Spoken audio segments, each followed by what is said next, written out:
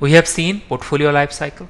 Now we are going to see component life cycle in portfolio or inside portfolio. A portfolio component passes through many states from initiation to authorization within the portfolio. This component life cycle is not for the component itself, but component's life cycle within the portfolio. Now, a portfolio can have projects, program, operation as components. Let us take a project. Now, project will have its own life cycle after it is authorized. So, project will begin, the charter of the project will be prepared, then the project management plan will be prepared, and it will proceed with its own life cycle. That is not what I am talking here. I am taking, this is the life cycle of the component, here the component project within the portfolio. And that is done with a number of states. These component states are mentioned in the table below. Here in one column I have the component state, in another column I have the remark to make it more clear.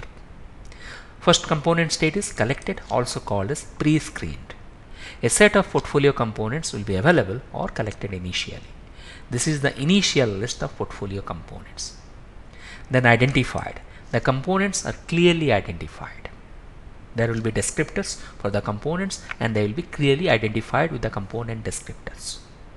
Then you have categorized. The components are categorized or grouped. After categorization, there will be evaluation or the state is evaluated. The components are evaluated, only some will be recommended. Mark the wording, only a few will be recommended. Evaluation is ongoing in nature.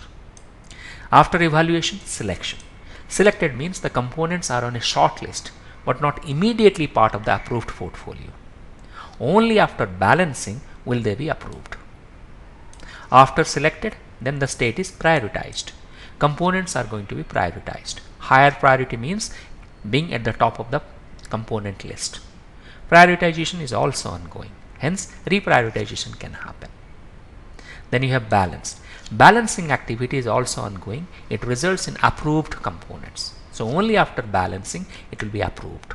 However, here the components can also be rejected or unapproved, inactivated or terminated or cancelled. Other name of termination is cancellation. So this also can happen during this state of balanced. If it is balanced, that is approved, then it will go for authorization and the component state is authorized.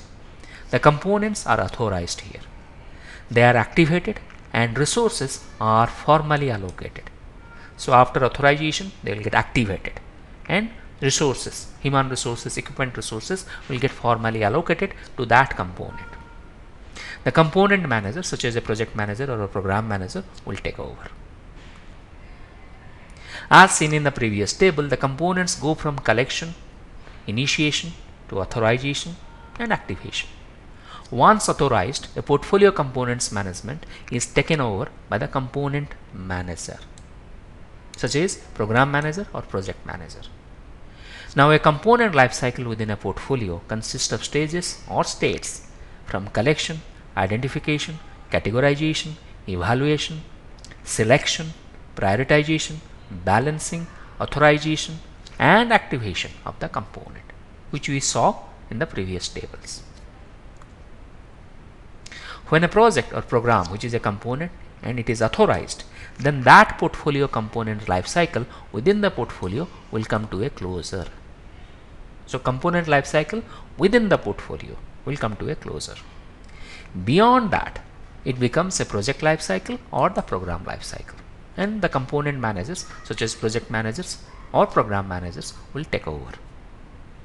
However, the status or performance of component is reviewed by the portfolio manager and reports such as feedback are given by the respective program or project managers to the portfolio manager.